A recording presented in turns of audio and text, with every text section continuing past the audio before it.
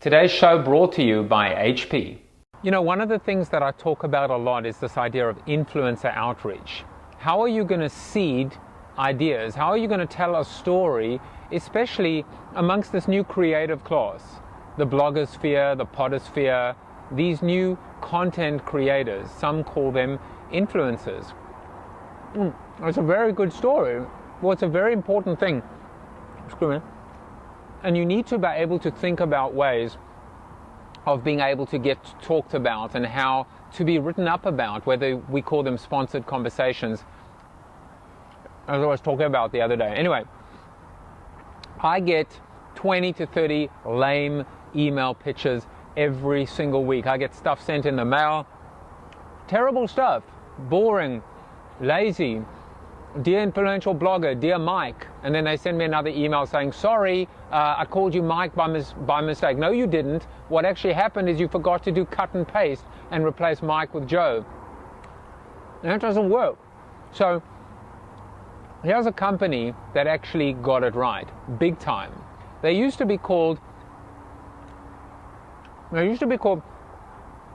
Vmail, and they changed their name to Grasshopper.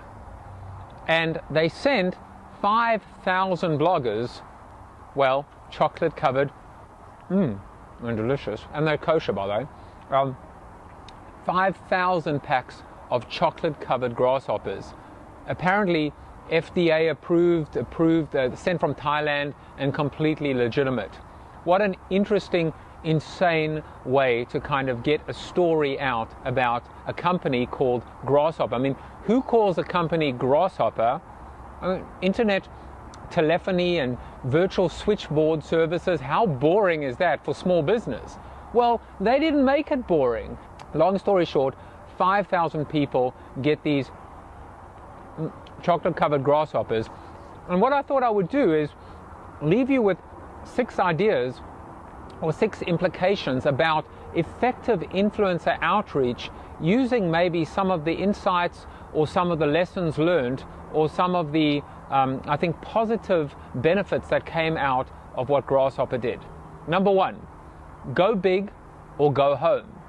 They didn't just go to, you know, with respect to him, the Mike Arringtons and the Leo Laportes of the world. They went to 5,000 bloggers. They went so much deeper and wider than the A-list. Number 2, make people special, no matter how many of them there are. This is what they actually did. I'm number 1530. Number 3, man the phones or the tweet deck or whatever it is.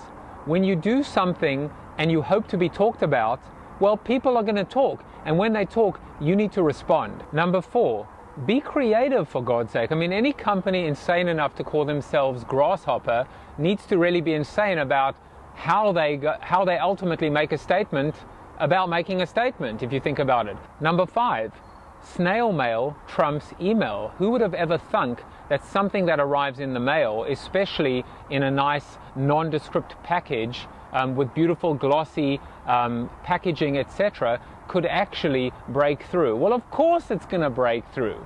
Nobody reads email. Nobody reads or notices an email, no matter how beautiful or how well designed it is, when it's buried in a deluge of hundreds and hundreds of other emails. And finally, number 6, don't forget about the offer. I'm not necessarily sure that Grasshopper had an offer included in this whole beautiful packaging. Maybe it was on the packet itself that I didn't notice, but never forget that if you're going to get people to talk about you, that's one thing, but you want people to actually do something about it. So now that everybody knows that Grasshopper used to be Got Vmail and that they're in the business of servicing small businesses with internet telephony and virtual switchboarding type services, what do we need to do about it? Make an offer.